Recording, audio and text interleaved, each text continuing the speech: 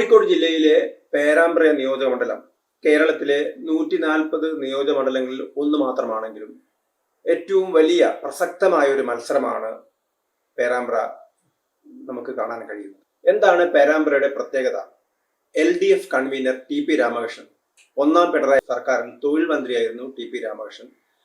CPM സ്ഥാനാർത്ഥിയായി LDF സ്ഥാനാർത്ഥിയായി അദ്ദേഹം നേരിടുന്നത് UDFിലെ മുസ്ലിം ലീഗ് സ്ഥാനാർത്ഥിയാണ്. എന്നാൽ CPMഉം മുസ്ലിം ലീഗും തമ്മിലുള്ള ഒരു മത്സരം മാത്രമാണോ ഇത് എന്നുള്ള ചോദ്യമാണ് ഉയരുന്നത്.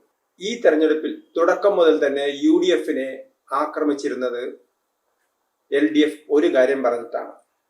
അതായത് UDF അധികാരത്തിൽ വന്നാൽ ജമാഅത്തെ ഇസ്ലാമി ആയിരിക്കും കേരളം ഭരിക്കാൻ പോകുന്നത്. അങ്ങനെ ന്യൂനപക്ഷ വിരുദ്ധമായ അല്ലെങ്കിൽ ഭൂരിപക്ഷ വോട്ടുകളെ സ്വാധീനിക്കാൻ വേണ്ടിയുള്ള ഒരു പ്രചരണ തന്ത്രമായിരുന്നു ഇത്തവണ CPM കൈക്കൊണ്ടിരുന്നത്. നമുക്കറിയാം, പല തെരഞ്ഞെടുപ്പുകളിലും ജമാഅത്തെ ഇസ്ലാമിയുടെ പിന്തുണ CPM തേടിയിട്ടുണ്ട്, അല്ലെങ്കിൽ CPMനെ ജമാഅത്തെ ഇസ്ലാമി പിന്തുണച്ചിട്ടുണ്ട്. ആ ജമാഅത്തെ ഇസ്ലാമിയുടെ വോട്ട് തങ്ങൾക്ക് വേണ്ട എന്ന് CPM ഒരിക്കലും പറഞ്ഞിട്ടില്ല.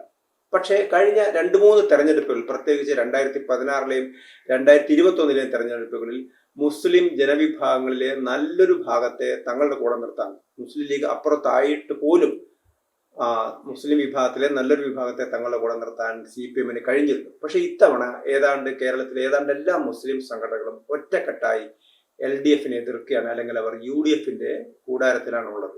ഈ ഒരു പശ്ചാത്തലത്തിലാണ് CPM ജമാഅത്തെ ഇസ്ലാമിക്കെതിരായ ആക്രമണം അഴിച്ചുവിട്ടത്, അല്ലെങ്കിൽ UDFിനെതിരെ ആക്രമണം അഴിച്ചുവിട്ടത്.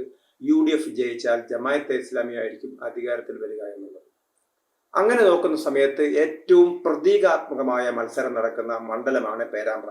കാരണം ഒരു ഭാഗത്ത് UDFിന്റെ കൺവീനർ TP രാമകൃഷ്ണൻ, മറുഭാഗത്ത് ജമാഅത്തെ ഇസ്ലാമിക്കാരി എന്ന് ആരോപിക്കപ്പെട്ട ഫാത്തിമ തഹ്ലിയ എന്ന 34-കാരി അഭിഭാഷകൻ. മുസ്ലിം ലീഗ് ടിക്കറ്റിൽ അവർ മത്സരിക്കുന്നു. അവർ മുസ്ലിം ലീഗുകാരിയാണ്. പക്ഷേ മുസ്ലിം ലീഗിന്റെ പ്രമുഖ നേതാവ്, വനിതാ നേതാവ് അവർക്കെതിരെ പരസ്യമായിട്ട് രംഗത്ത് വന്നിരുന്നു എന്നുള്ളത് മറ്റൊരു കാര്യം. അത് കോഴിക്കോട് സൗത്ത് മണ്ഡലത്തിൽ കഴിഞ്ഞ തവണ മത്സരിച്ച് പരാജയപ്പെട്ട നേതാവായിരുന്നു ഫാത്തിമ തഹ്ലിയക്കെതിരെ പരസ്യമായിട്ട് രംഗത്ത് വന്നത്. അതിൻ്റെ അർത്ഥം ഫാത്തിമ തഹ്ലിയ മുസ്ലിങ്ങളിലെ മതമൗലികവാദികളുടെ ഒരു പ്രതിനിധിയാണ് എന്നുള്ളത് തന്നെയായിരുന്നു. അതായത് ജമാഅത്തെ ഇസ്ലാമിയുടെ പ്രതിനിധിയാണ്, വെൽഫെയർ പാർട്ടിയുടെ പ്രതിനിധിയാണ് അവർ എന്ന ആരോപണം ഉയർന്നിരുന്നു. അവർ പരസ്യമായിട്ട് മുസ്ലിം ലീഗാണ്, പക്ഷേ അവർ ജമാഅത്തെ ഇസ്ലാമിയെ പ്രതികരിക്കുന്നു എന്ന ആരോപണം ഉയർന്നിരുന്നു. മതപരമായി വോട്ട് പിടിക്കുന്നു എന്ന ആരോപണം പേരാമ്പ്രയിൽ വ്യാപകമായി ഉണ്ടായിരുന്നതാണ്. അത് അങ്ങനെ തന്നെയാണ് നടന്നത്. അതിൻ്റെ പേരിൽ തെരഞ്ഞെടുപ്പ് കമ്മീഷന് പരാതി ഉണ്ടായിട്ടുണ്ട്. അത് TP രാമകൃഷ്ണനെതിരെ, LDFിനെതിരെ ഉണ്ടായിട്ടുണ്ട്, ഫാത്തിമ തഹ്ലിയക്കെതിരായിട്ടും ഉണ്ടായിട്ടുണ്ട്. അപ്പം അങ്ങനെ നോക്കുന്ന സമയത്ത് പേരാമ്പ്രയിൽ നടക്കുന്ന മത്സരം CPM എന്താണോ ഇത്തവണ മുസ്ലിം ലീഗിനെതിരായിട്ടും UDFിനെതിരായിട്ടും ആരോപിച്ചത് അതേ രീതിയിൽ തന്നെയുള്ളൊരു മത്സരമാണ് നടക്കുന്നത്. ഇവിടെ BJP പിടിക്കുന്ന വോട്ടുകൾ നിർണായകമാകും. പക്ഷേ നമുക്കറിയാം, പലപ്പോഴും കേരളത്തിൽ UDFിന് അനുകൂലമായി വോട്ട് നൽകിയ BJP, അതായത് പൊതുരംഗത്ത് അല്ലെങ്കിൽ ശക്തിയായ മത്സരം നടക്കുന്ന സമയത്തൊക്കെ അവർ LDFിനെയും UDFിനെയും അതിശക്തമായി എതിർക്കുന്നുണ്ടെങ്കിലും പലപ്പോഴും വടക്കേ മലബാറിൽ CPM BJP സംഘർഷമൊക്കെ നടക്കുന്നതിന്റെ പശ്ചാത്തലത്തിൽ CPMനെതിരായിട്ടാണ് പലപ്പോഴും BJP അണികളൊക്കെ വോട്ട് ചെയ്തിരുന്നത്. പക്ഷെ ഇത്തവണ നമുക്ക് മനസ്സിലാക്കാൻ കഴിഞ്ഞത് ജമാഅത്തെ ഇസ്ലാമി ഉൾപ്പെടുന്ന ഒരു മുസ്ലിം വർഗീയതയുടെ ഒരു ശാക്തീകരണം വടക്കൻ കേരളത്തിൽ നടന്നു എന്ന പശ്ചാത്തലത്തിൽ, അല്ലെങ്കിൽ അങ്ങനെ ഒരു ചിന്തയുടെ ഒരു അടിസ്ഥാനത്തിൽ CPM നേതാവ് TP രാമകൃഷ്ണന് BJPയുടെ വോട്ടുകൾ കിട്ടിയിട്ടുണ്ടോ എന്ന സംശയം വരെ ഉയർന്ന ഒരു മണ്ഡലമാണ് പേരാമ്പ്ര.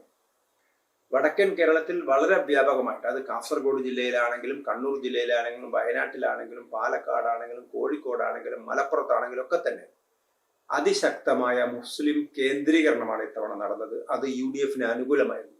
അതിനെതിരായ ഒരു കൗണ്ടർ പോളറൈസേഷൻ ആയിരുന്നു CPM നേതൃത്വം നൽകിയത് എന്ന് വേണമെങ്കിൽ പറയാം.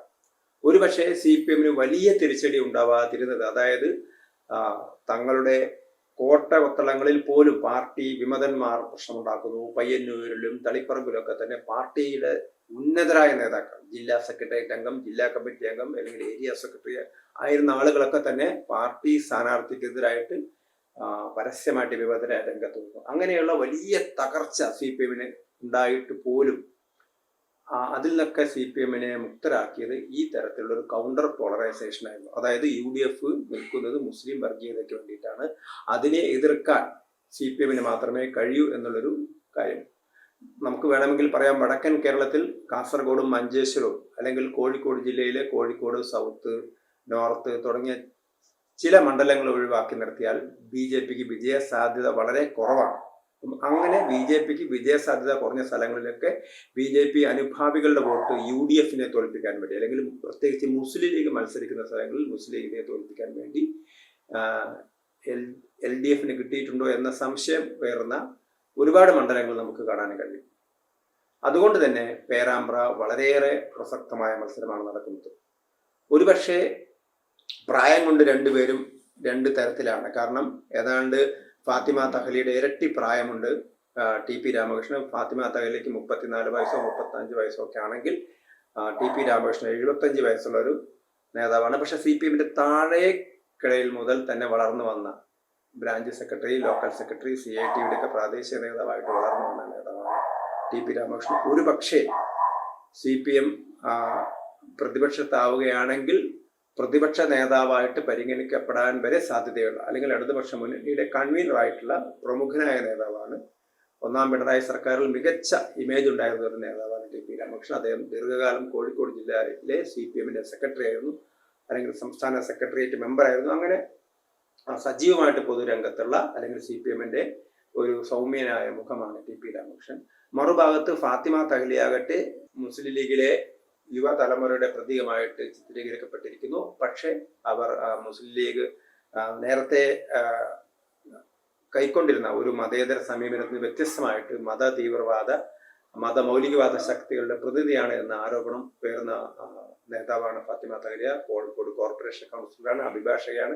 എന്തു തന്നെയായാലും ഈ രണ്ടുപേരും തമ്മിലുള്ള ഒരു പോരാട്ടം, അത് LDF-ഉം UDF-ഉം തമ്മിലുള്ള പോരാട്ടം മാത്രമല്ല, LDF-ന്റെയും UDF-ന്റെയും സമീപകാലത്തെ ഉണ്ടായ സമീപനത്തിലുണ്ടായ ആ